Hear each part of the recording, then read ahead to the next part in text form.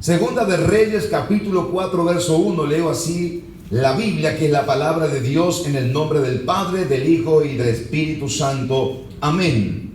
Una mujer de las mujeres de los hijos de los profetas clamó a Eliseo diciendo: tu siervo, mi marido, ha muerto. Tú sabes que tu siervo era temeroso de Jehová y ha venido el acreedor para tomarse 2 hijos míos por siervos. Amén. Vamos a compartir la palabra de Dios bajo el tema el acreedor detrás de ti en esta hora. El acreedor detrás de ti. Un agnóstico, que es aquella persona, hermanos, que en verdad no niega la existencia de Dios, pero no cree que un Dios tan grande pueda obrar y que pueda manifestarse, dijo lo siguiente en una oportunidad: yo no creo en el diablo, dijo él, nunca me lo he encontrado. A lo que un cristiano respondió de la siguiente manera: lleva usted razón, no se lo ha encontrado ni se lo encontrará, pues nadie se encuentra con aquel que va en la misma dirección. Vaya en dirección contraria y verá cómo se tropieza con él. Él decía que no lo había encontrado porque ambos iban en la misma dirección. Cuando vamos en dirección opuesta, veremos cómo él se opone y él quiere resistir a lo que usted y yo tenemos de Dios. Gloria al Señor. Cuando definimos la palabra acreedor, es una persona que tiene derecho para pedir que se cumpla una obligación, especialmente que se le pague una deuda. Ese es un acreedor. Alguien que viene a exigir que se le cumpla algo y específicamente se le pague una deuda. Ahí encontramos la historia de un acreedor que estaba detrás de una mujer, que observaremos en esta hora en un pensamiento bíblico y que miraremos también una similitud para el tema que queremos compartir, que es un acreedor detrás de ti. Nuestro adversario, el adversario que usted y yo tenemos de todos los tiempos, que es el diablo, porque él se opone a todo lo que es de Dios, constantemente estará exigiendo que en verdad, hermanos, le entreguemos lo que no le corresponde, no le pertenece, no es del adversario, pero exigirá que se le pague una deuda que en verdad ya alguien la pagó por todos nosotros. Alabado sea el nombre del Señor. Pero va a exigir, y de hecho esa es la función que Él tiene, de estar detrás entonces nuestro, para que podamos sentirle a Él, queriendo entonces constantemente demandar cosas sobre nosotros los hijos del Señor. Pero vamos a observar cómo actuó en esta tarde esta mujer, y vamos a sumergirnos un instante en la historia bíblica. ¿Qué dice la palabra de Dios? ¿Y qué nos enseña este pasaje tan leído, tan conocido tal vez por mucho pueblo cristiano? Vamos a observar entonces un instante este verso. Vamos a detenernos en el verso que hemos leído. De ahí vamos a desarrollar la historia, pero situándonos en el verso que hemos leído. Dice la Biblia, y habla de la situación difícil en primer lugar, que una mujer de las mujeres de los hijos de los profetas. Así comienza el escritor bíblico a narrarnos la historia. Nos dice que había una mujer de las mujeres de los hijos de los profetas. El relato ya nos hace mención o nos habla de alguien que estaba en una posición inferior. Y déjeme aclararle por qué digo una posición inferior, que se encontraba, según el relato, esta situación. Primeramente, hace mención de una mujer. En los tiempos en que estamos situados en la Biblia, voy directamente al tiempo bíblico, la mujer era tenida en un segundo lugar o tercer lugar. No era considerada en la sociedad. La mujer no podía estar incorporada a la sociedad. El hombre, la cabeza del hogar, del hogar de la familia, entonces tenía esa voz cantante o predominante, y la mujer iba por detrás. Recuerde que aún pasando la historia bíblica, llegando al Nuevo Testamento, también encontramos que en los tiempos de Jesús también era considerada la mujer en un segundo plano. Un hombre no hablaba con una mujer en público, menos, por ejemplo, un maestro no hablaría con una mujer en público. Ustedes saben que en verdad, hermano, Jesús vino a romper eso, porque en verdad ese no es el propósito de Dios. Y luego entonces, después de lo que Jesús hizo, Pablo lo hace mención también en sus cartas. Jesús agarró y lo que nadie hacía era hablar con una mujer en público. Se detuvo en una oportunidad con una mujer que por el relato bíblico tenía una muy mala vida. Venía con una problemática de hogar y de familia muy difícil. Dice la Biblia que esta mujer, que el Señor se acercó donde ella a hablar, le dijo entonces y comenzó a hablarle. En un momento del diálogo le dice: ve y busca a tu marido y ven con él, quiero hablar. Y ella le dijo: no tengo marido. Y el Señor le dijo: bien has dicho, no tengo marido, porque 5 maridos has tenido y el que ahora tiene no es tu marido. Una mujer que en verdad tenía una vida difícil, muy dura, pero el Señor se detuvo para hablar con esa mujer, porque el Señor veía en ella una persona que alcanzaría la salvación de su alma, una persona en la cual Dios iba a libertarle, Dios iba a obrar, y el testimonio de esa persona haría que impactaría toda una ciudad, la cual no vemos en un hombre en la Biblia, pero sí la vemos en una mujer, para darle el lugar que el Señor quiere darle. El apóstol Pablo dice que en Cristo no hay hombre o mujer, siervo ni libre, ni esclavo. Todos somos uno en Cristo. Por lo tanto, en los tiempos bíblicos que estamos situados, la mujer era considerada menos. Entonces estamos hablando y haciendo mención, hermano, de una posición inferior. Sumado a eso, nos dice la Biblia que esta mujer era viuda. Por lo tanto, entonces estaba en desventaja al estar sola. Había tenido su esposo y había enviudado. Entonces ahora eso es también una desventaja. Una persona que en verdad se sentía dolida por esa vivencia, por esa experiencia de vida, de estar viuda y de haber quedado entonces sola en la vida, para enfrentar la vida, para continuar hacia adelante.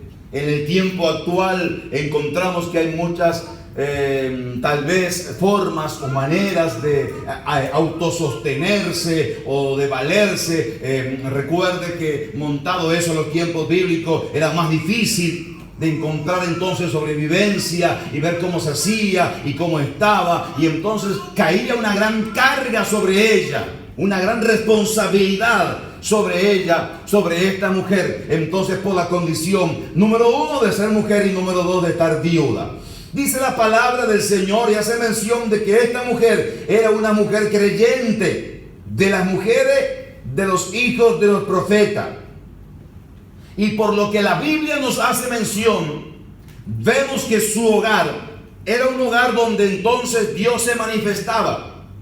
No solamente se hablaba de Dios, sino que se vivía Dios en su hogar.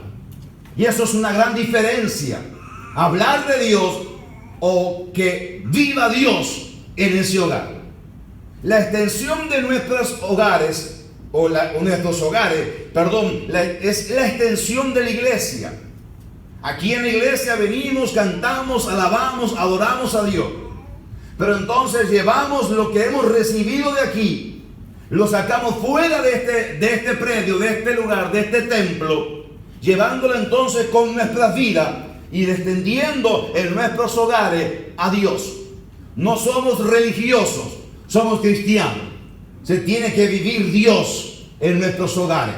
Tiene que haber Dios en nuestros hogares, gloria al Señor. No solamente se tiene que hablar de Dios.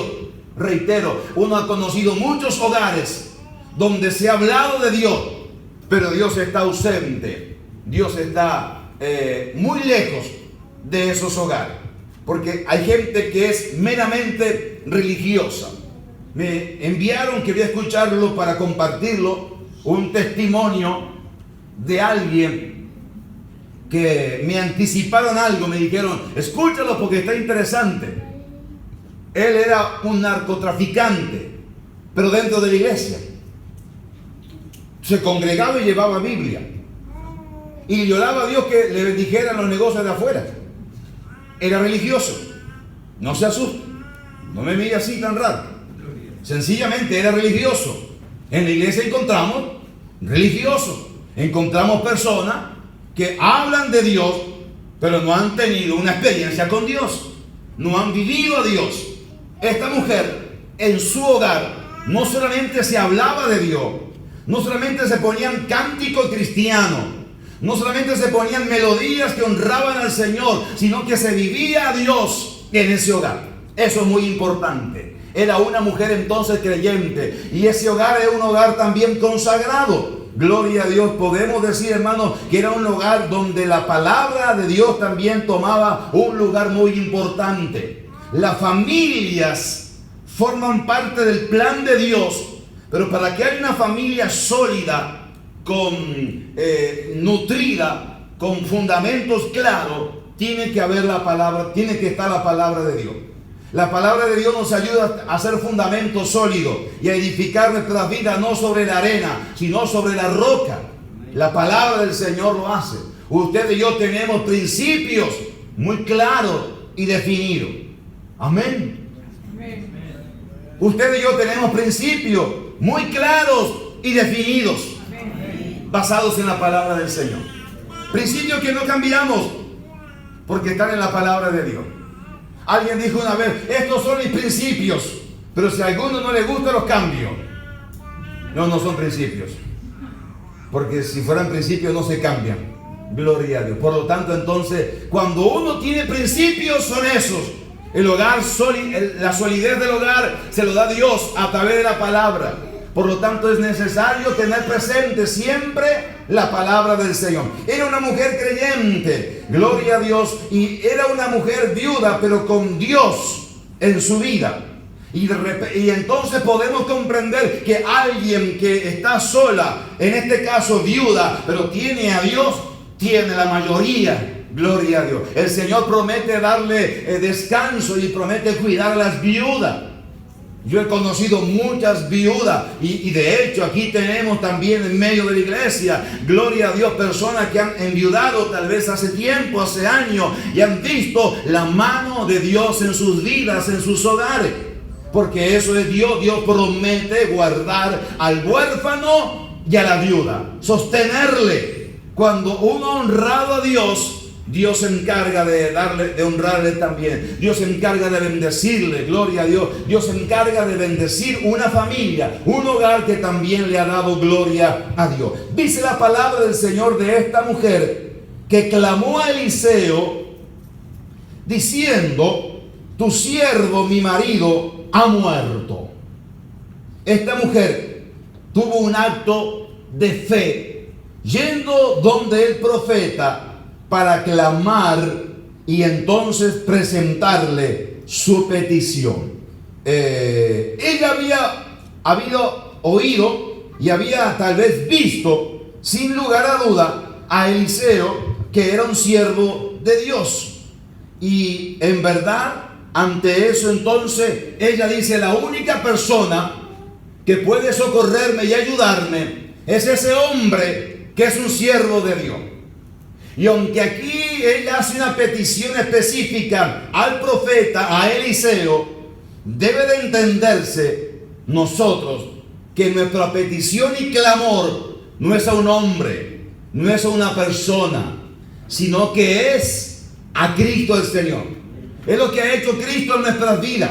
Es lo que ha hecho el Señor. Alabado sea el nombre del Señor. Por lo tanto, no es a un hombre que vamos a clamarle ni agradecerle todo lo que ha hecho, sino al Señor de señores y al Rey de reyes. En una oportunidad había, hermano, un bautismo. Y de repente entonces el pastor se acerca para recibir el testimonio de uno que se estaban bautizando. Y entonces agarra, y este hermano tan emocionado en su momento, agarra y entonces dice el pastor, le llamaba Pedro. Dice: yo doy gracias a Pedro, y gracias a Pedro que estoy aquí, dijo él. Y el pastor dice: no es gracias a Pedro, es gracias al Señor Jesús. No es el hombre, es Cristo. Y debe de entenderse, hermanos, el clamor al profeta como un clamor a Dios. De hecho, esta mujer va donde el profeta, y el profeta le dice, hermanos, le hace una pregunta: ¿qué te haré yo? ¿Por qué vienes a mí? ¿Qué tengo yo para darte? ¿Vienes a pedirme algo a mí? ¿Qué tengo? Yo estoy tan limitado. Ahora, había una salida.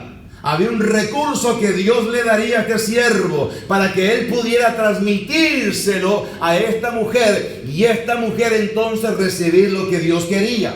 Esta mujer en esta condición viene y le dice: tú sabes que ahora mi marido ha muerto. Y entonces dice la Biblia que ella le dice: y tu siervo era temeroso de Jehová. Primeramente hace mención entonces: tu siervo, mi marido ha muerto. Teniendo referencia que este hombre también había estado sirviendo en el ministerio de este profeta. También había sido un instrumento.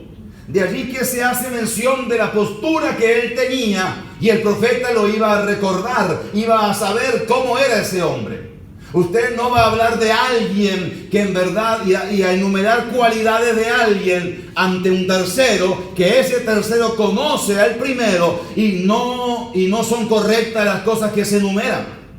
Yo no puedo ir a hablar de alguien que ya conoce y de repente decirle otra versión, dice: no es la persona que yo conozco. Hábleme de la persona que yo conozco. No es así. Pero cuando alguien conoce, nos conoce. Y en este caso el profeta conocía a este siervo que había muerto. Sabía entonces también cómo era él delante de Dios. En esta petición, en este acto de fe, esta mujer entonces va donde el profeta. Y nosotros tenemos que saber, hermanos, que toda petición que usted y yo necesitemos, siempre tenemos que ir delante del Señor. Él es el que hace, hermanos, lo imposible posible. Gloria al Señor. Y vemos que entonces esta mujer puede resaltar, puede enumerar, enmarcar también de este hombre, hermano, que era un hombre, un buen esposo, un buen siervo, un buen padre. Por eso estaban también sus hijos allí. Era una viuda con 2 hijos. Y enumera entonces de él cualidades lindas: que era un hombre de Dios, un siervo, servía al Señor. Y también me imagino ese ejemplo en medio de su hogar. Había llegado a una situación que no podemos juzgarla con exactitud ni con profundidad en la situación del hogar en que estaba viviendo. ¿Y por qué habían quedado entonces endeudados? No sabemos el detalle. Simplemente nos valemos del testimonio de esta mujer, su esposa, para con él. Y esto es muy valioso, reitero. Es valioso saber que entonces la esposa se presenta ante el profeta diciendo: necesito algo. ¿Cómo se le extraña a mi esposo, a tu siervo en el hogar? Haz algo, ayúdanos, socórrenos. Y la mujer daba testimonio de eso. Y eso es algo muy bueno, ¿no? Yo creo que eso tenemos que tenerlo nosotros presentes siempre. Que es mejor que la mujer llore a que se goce, ¿no? Que diga: Dios nos libró. Gracias a Dios, Dios no sintió una carga. Dice, él era un hombre temeroso, un siervo. Yo recuerdo, y ahora estamos pasando por una necesidad, y ella entonces hace algo, va a clamar. Cuando usted y yo tenemos una necesidad, lo que tenemos que hacer es eso, clamarle a Dios, rogarle al Señor, pedirle a Dios, suplicarle a Dios un milagro. Estamos pasando una necesidad, nos identificamos que solamente en Cristo hay poder para obrar, por lo tanto entonces le estamos pidiendo un milagro al Señor. Y fue lo que hizo esta mujer, acercarse al profeta para suplicarle un milagro. Y en ese acto de fe entonces encontramos que ella le dice, ora por ese milagro que viniese sobre su vida, que era como un imposible, pero que creía entonces que su marido había vivido una vida entonces digna, una vida conforme a la voluntad del Señor, que había honrado a Dios. Por lo tanto ella me dice, me queda a mí una esperanza para todo aquel que parte habiendo honrado al Señor. Dios honra a los que le honran. Y aunque esta mujer quedó viuda, igualmente Dios estaba observándole y viendo la situación de ese hogar. Ahora el panorama que ella tenía era adverso. Y dice la palabra del Señor que dice, y ha venido el acreedor para tomarse 2 hijos míos por siervo. La deuda que ella tenía y que le había quedado, el acreedor vendría y le dice, me tomaré a 2 siervos, a 2 hijos tuyos como esclavos, y me pagas la deuda. Yo vengo, me llevo 2 hijos, tus 2 hijos, los 2 únicos que tenía, me los llevo y entonces saldamos la deuda. Y increíblemente, esta mujer, a pesar de la condición en que estaba, no se iba a dar por vencida. Me imagino que habrá pensado en algún momento, y se habrá puesto a pensar y habrá dicho, ¿qué voy a hacer yo? Voy a dejar que venga el acreedor y me tome los 2 hijos, que es lo único que me está quedando ahora en la vida. Que me los tome entonces como parte de un pago, y yo cruzarme de brazos y no hacer nada. Ella dijo, yo no puedo hacer eso. Yo tengo que hacer algo. Yo estoy dispuesta a hacer algo. Lo primero es clamar, lo primero es orar, lo primero es esperar de parte de Dios un milagro, pero no voy a dejar que venga el acreedor y me tome los hijos. Voy a luchar y voy a batallar esa batalla entonces para que no sea así. No estoy dispuesta, diría ella, a darle al enemigo, al acreedor, a darle entonces mis hijos. Yo no quiero que ella los tome. Es mi hogar. Es mi familia, es lo que me está quedando. Ya no tengo mi esposo, ahora solamente me quedan los hijos. Por lo tanto, no voy a dejar que ahora me roben los hijos. No lo voy a dejar. Estaba dispuesta a pelear por su hogar y a pelear por su familia. Gloria al Señor. Estaba dispuesta a luchar y a no dejar entonces que el acreedor viniera, en este caso bíblico, a robarle los hijos. Yo podía preguntar en esta tarde, mis amados hermanos, gloria al Señor, tu acreedor que está detrás de ti, ¿qué está buscando de ti? El acreedor anda buscando y queriendo tomar algo, hermano, que en verdad no le corresponde. Los hijos eran de ella y entonces ella era la madre. Estando en la condición de viuda, los hijos podían ayudarle en algún momento. El único sustento o ingreso que pudiera llegar a ese hogar era a través de esos hijos. La ayuda para esta mujer sería a través de ellos, se valdría en algún momento también por el aporte que ellos pudieran darle. Por lo tanto, pero no meramente por lo que podían recibir de ellos, sino porque por quienes eran ellos, que eran sus hijos, ella no estaba dispuesta a dejarlo o a entregarlo en las manos de su acreedor. La historia cambia a veces. La historia cambia porque encontramos personas, hogares, familias, algunas aquí en Dios, y a veces integrantes de familia que no están en Dios. Y viene el acreedor a querer tomar lo que en verdad es nuestro, que Dios nos ha dado. Nuestra familia, nuestros hijos. Viene el acreedor a querer tomar, y a veces encontramos que no hay resistencia espiritual. Que algunos, bueno, si se los quieren llevar, que se los lleven.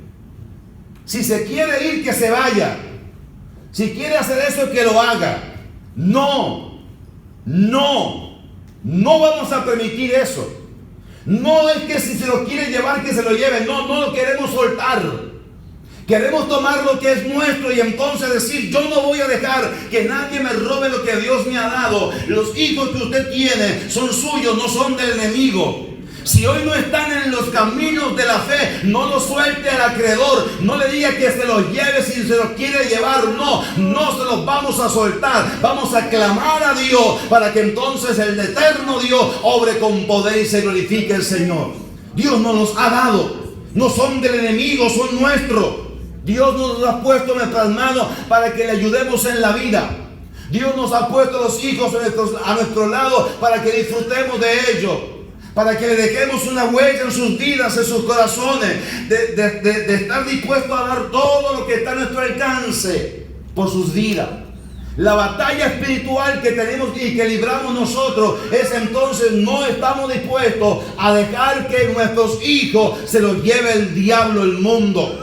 No estamos dispuestos a dejar que nuestros hijos se los lleve entonces, hermano, el adversario. No estamos dispuestos a que entonces las drogas, el alcohol, la perdición de este mundo, los vicios, tantas cosas que abraza como un pulpo a la sociedad y a los jóvenes de hoy, que se los lleven. No estamos dispuestos a eso. Vamos a batallar en el nombre del Señor. ¿Cuántos batallan conmigo? Alabado sea el nombre del Señor. Estamos dispuestos a batallar en el nombre de Jesús. Estamos dispuestos a pelear en el nombre de Jesús. No vamos a dejar que el diablo, el acreedor, venga a robarnos lo que Dios nos ha dado. Bendito el nombre del Señor. Tal vez hoy a este caso bíblico sean los hijos. Yo no sé en su caso qué es lo que el enemigo quiere robar y llevárselo, porque el acreedor anda detrás queriendo entonces tomar lo que no le pertenece. Puede ser, si hablamos de familia, puede ser, hermanos, la familia, los demás integrantes de la familia. Puede ser si están los hermanos aquí, sus esposas, o si están las esposas, sus esposos. Puede ser que el acreedor entonces quiera tomarlos y robárselos y sacarlos. Nosotros no estamos dispuestos a dárselo. No estamos dispuestos a dárselo. Gloria al Señor. Estamos dispuestos a pelear y a decir: no, me lo ha dado el Señor. Yo seguiré clamando, llorando. Yo seguiré peleando. Yo espero en Dios y la última palabra la tiene el Señor. Por lo tanto, no voy a dejar que el acreedor venga a robarme todo eso que Él me ha dado. Que no venga a robarme ningún integrante de la familia. Que no venga a robarme ni mi esposo, ni mi esposa, ni mi hijo, ni mi hija, nadie. No estamos dispuestos a dejarle nada al enemigo. Estamos dispuestos a pelear esa batalla en el nombre de Jesús de Nazaret. Hay un ejército que es guerrero. Guerreamos en su nombre. No queremos que el acreedor venga a robarnos lo que nos pertenece. Pero pueden ser también bienes que Dios nos ha dado. A veces encontramos que Dios nos ha bendecido, pero el acreedor viene a robarse lo que Dios nos ha dado.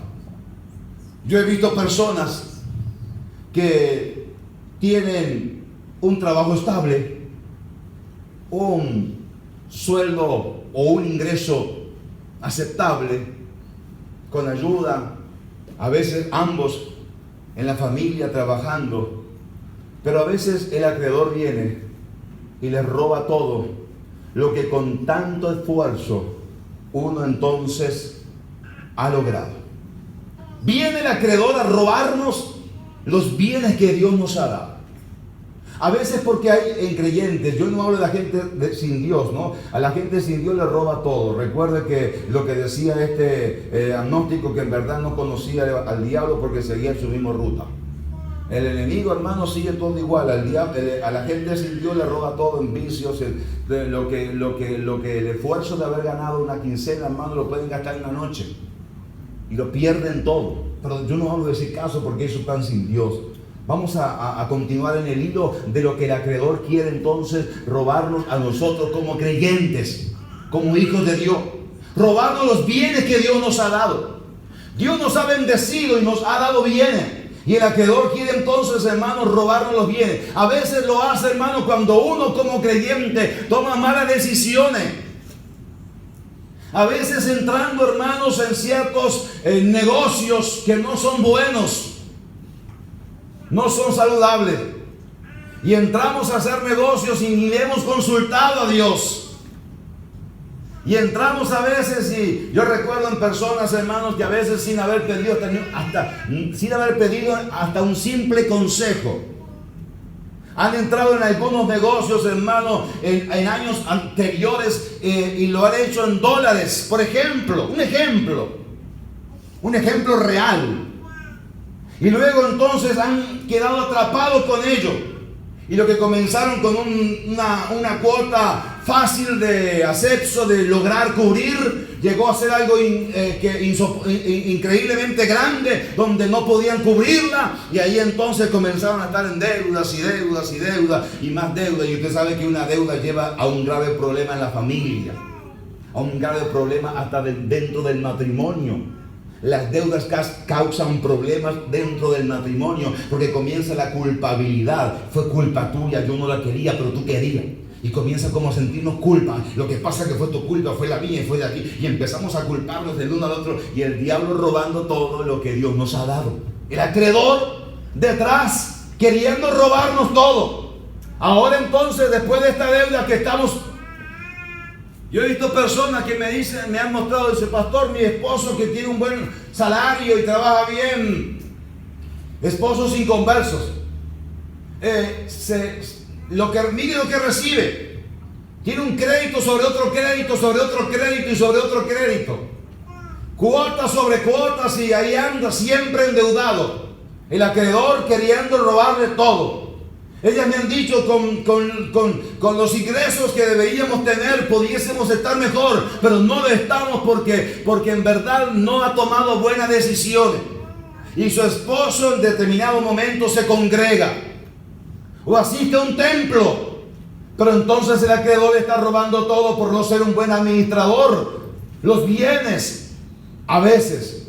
De hecho, he conocido casos donde a veces alguien ha salido, hermano, fiador del hermano, ha salido como en garantía de, y he puesto mis bienes respaldando a fulano para darle respaldo, para ser garantía. La persona no ha cumplido y ahora quieren venir a quedarse con mi casa, con mi bien. Bueno, la Biblia habla y Proverbio hace mención de la importancia de no salir fiador y tener prudencia. Hay ciertas cosas que a veces suceden porque no hemos actuado correctamente y el acreedor viene a querernos robar lo que Dios nos ha dado. Pero ¿qué le parece si el acreedor viene a robarnos también vida espiritual? Porque a veces viene a quitarnos todo lo que es de Dios en nosotros. Y comienza a ir poniendo entonces y a quitar lo que Dios ha depositado en nosotros. Tal vez Dios depositó en nuestros corazones un anhelo ardiente, un ferviente deseo de estar en la casa de Dios, de estar en la presencia del Señor. Y ese gozo, ese ferviente anhelo se ha ido apagando. Antes llegaba la hora de la reunión y el día de culto y sentíamos como con gozo decir, yo ya voy, me preparo y me voy. Pero ahora, al pasar el tiempo, bueno, ya entro a hacerme la higiene, a bañarme, ya voy. Ahora no hay problema que haya agua caliente, pero en invierno ahí se acabó el agua y bueno, entonces hoy no vamos. Gloria a Dios. Y empezamos a dejar que el acreedor comience a robarnos, hermanos, lo que usted y yo tenemos de Dios, esa vida cristiana, esa devoción por el Señor, y comienza a ir robando de a poco y de a poco y de a poco comienza a ir quitando. El acreedor vino a robar, el acreedor vino a sacarnos lo que es de Dios en nuestra vida, mas usted y yo vamos a detectar eso ahora y no estaremos dispuestos a darle nada de nuestra vida cristiana entonces al enemigo. Vamos a batallar en el nombre de Jesús. No estamos dispuestos entonces a dejar entonces, hermanos, que el enemigo venga y nos robe lo que Dios nos ha dado, el deseo, aún la salvación del alma.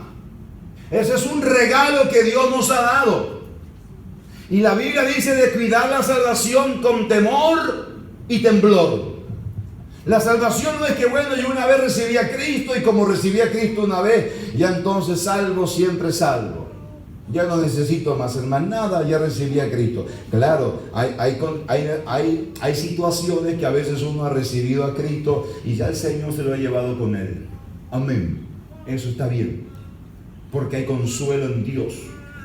Pero entonces cuando yo tengo la oportunidad de congregarme, de estar en la casa de Dios, de serle fiel a Dios, de caminar con el Señor y dejando entonces, bueno, yo ya hice, yo ya me entregué la vida al Señor, tenemos que tener cuidado porque el diablo puede robarnos la salvación de la cual nosotros tenemos que cuidar, reitero, con temor y temblor delante del Señor. La salvación se cuida a diario. Lo que Dios nos ha dado se cuida a diario. No podemos dejar que venga el enemigo y nos robe eso tan valioso, la salvación del alma. ¿De qué le vale al hombre tener todo y ganar todos los bienes del mundo y perder su alma? ¿De qué nos vale decir yo tengo esto y este bien y este otro bien y de aquí y de allá? Pero el alma su alma está perdida. De hecho, el Señor le dice a un hombre, hermanos, que dijo: alma mía, muchos bienes tienes, descansa, come, bebe, regocíjate. Y Dios le dice: necio, si esta noche vienen a pedir tu alma, lo que has provisto, ¿de quién será? Todos los bienes que tienes, cuando partas de aquí, no te irás con ninguno. No significa que usted y yo derrochemos lo que Dios nos ha dado, pero entonces lo que significa que tengamos prioridad en la vida espiritual. Gloria a Dios, seamos buenos administradores, pero teniendo la prioridad de la salvación del alma. Eso es lo más importante. Alabado sea el Señor. Pero el enemigo muchas veces y el acreedor muchas veces, hermano, viene queriendo robar eso que Dios nos ha dado, la salvación del alma, el perdón de los pecados que hemos recibido en forma gratuita por los méritos de Cristo en el Calvario. Nuestro adversario quiere robarlo, quiere sacarlo. Bendito el nombre del Señor. De esa manera fue entonces que el acreedor quería venir a robarle a esta mujer sus dos hijos. ¿Y qué hace entonces? ¿Cuál es el consejo de Eliseo, el siervo de Dios? ¿Qué le dice que haga? Dice la palabra del Señor que entonces, verso 5, continuando la historia, dice entonces, le dice el verso 2, y Eliseo le dijo: ¿qué te haré yo? Declárame qué tienes en casa. Y ella dijo: tu sierva ninguna cosa tiene. Mire cómo comienza su oración. Tu sierva ninguna cosa tiene. ¿Era cierto? No. En verdad no. Lo que le quedaba aún era, dice, un poco de aceite. Pero cuando el acreedor viene y comienza a dañar nuestras vidas, nuestras emociones, comenzamos a decir: no tengo nada, nada tengo, nada he logrado, nada puedo hacer, nada tengo, nada podré. Así comienza y trabaja el diablo. Vidas a veces en el Señor, familias en Cristo, y entonces no tengo nada, nada he logrado. Hijos en el Señor, nada he logrado, nada tengo. Gloria a Dios. Victorias que Dios nos ha dado en lo personal y familiar. Y a veces decimos: no tengo nada, nada tengo. Se nos corta hasta la visión cuando el enemigo entra, cuando el acreedor quiere venir a tomar lo que en verdad nos quiere robar, lo que no le pertenece. Gloria a Dios, se nos corta la visión. Tu sierva no tiene nada en casa, sencillamente nada, sino que una vasija de aceite. Y entonces él le dijo: ve, pide para ti vasijas prestadas de todos tus vecinos, vasijas vacías, no pocas.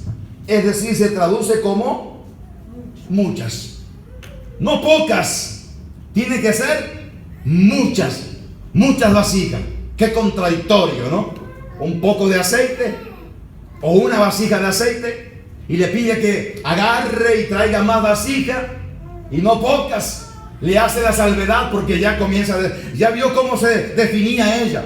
Cuando le dijo, ¿qué tiene? Le dijo, no tengo nada, después ya tengo una vasija. Entonces dice, esta se me va a achicar de entrada.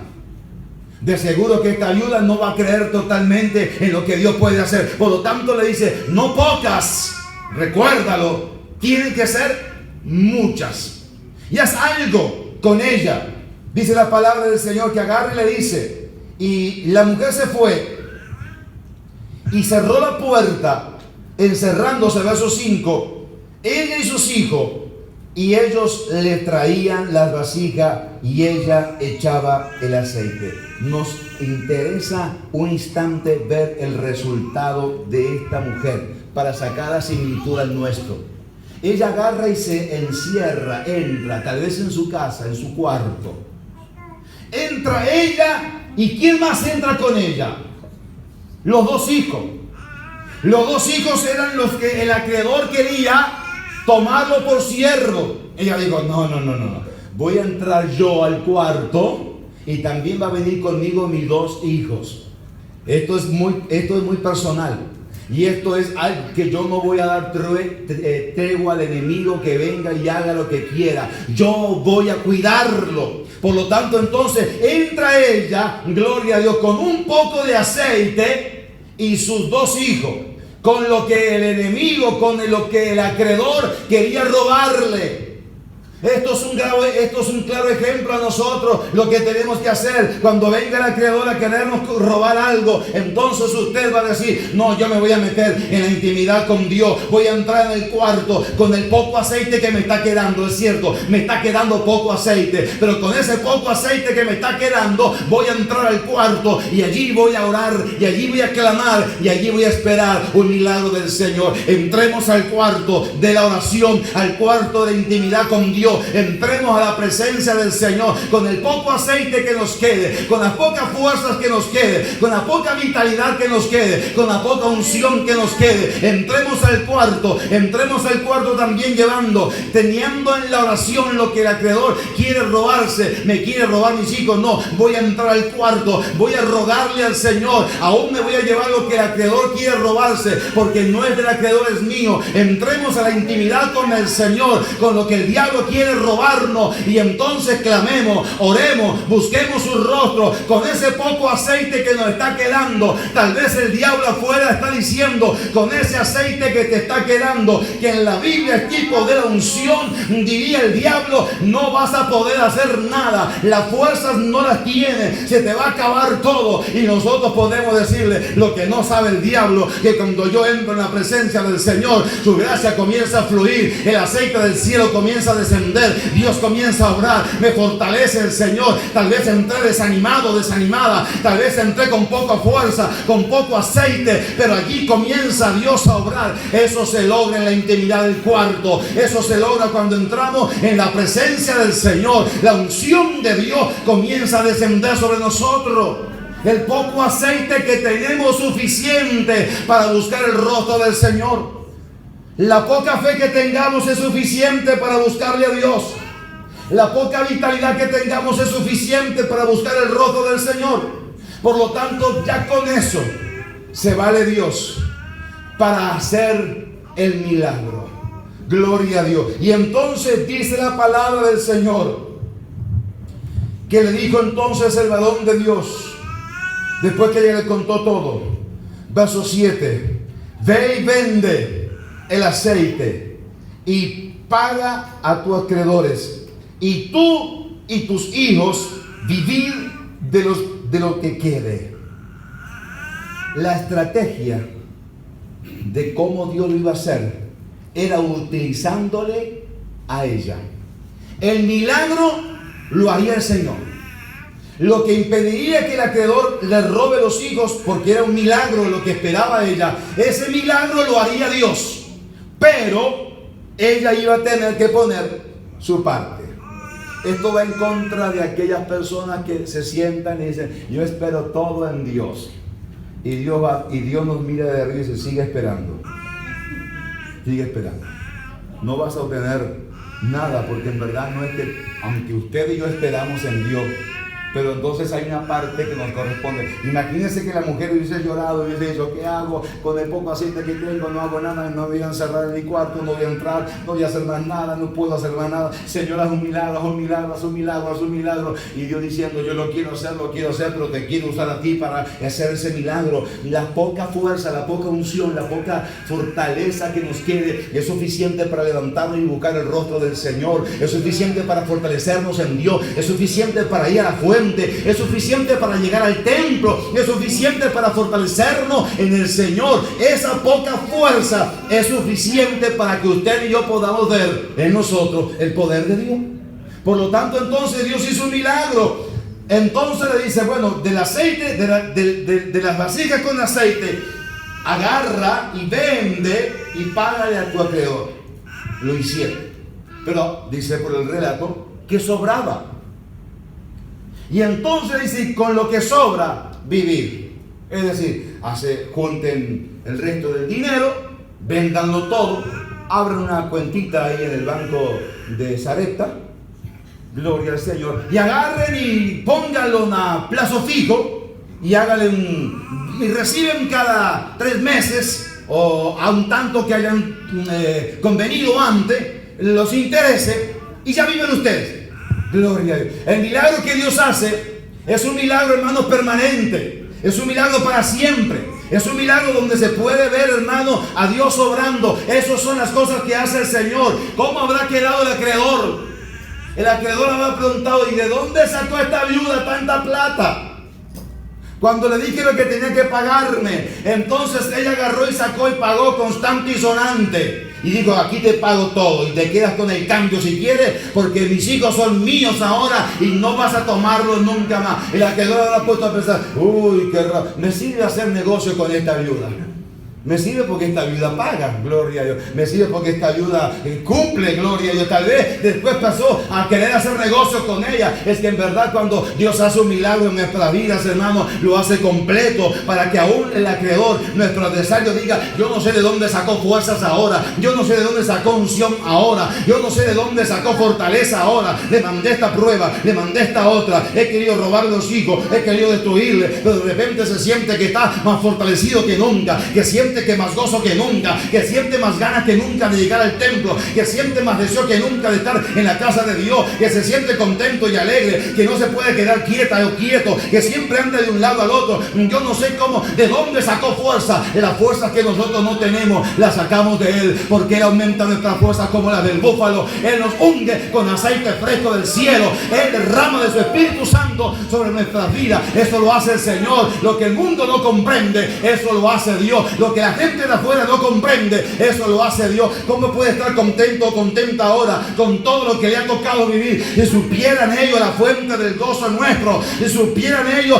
por qué es que estamos contentos y alegres, si supieran ellos por qué Dios ha ministrado nuestras vidas, no lo comprenden porque no han llegado, pero cuando lleguen lo comprenderán, gloria al Señor. Se preguntan por qué llega al templo y levanta las manos y alaba a Dios. Si supieras todo lo que Dios hizo conmigo, es que entonces no me juzgaría, vendrías conmigo y te sumarías también y levantarías tus manos al cielo y alabarías el nombre del Señor con todo lo que Dios ha hecho en mi vida. El acreedor se va a quedar afuera, no tendrá parte aquí en este lugar, porque grandes son las cosas que Jehová ha hecho con nosotros y su pueblo está alegre, permanece feliz en la casa del Señor. Alabado sea Dios. La victoria de esta mujer fue total. Termino de esta noche diciéndole: bendito el nombre del Señor también, que quien expulsa al acreedor nuestro, ese es Dios.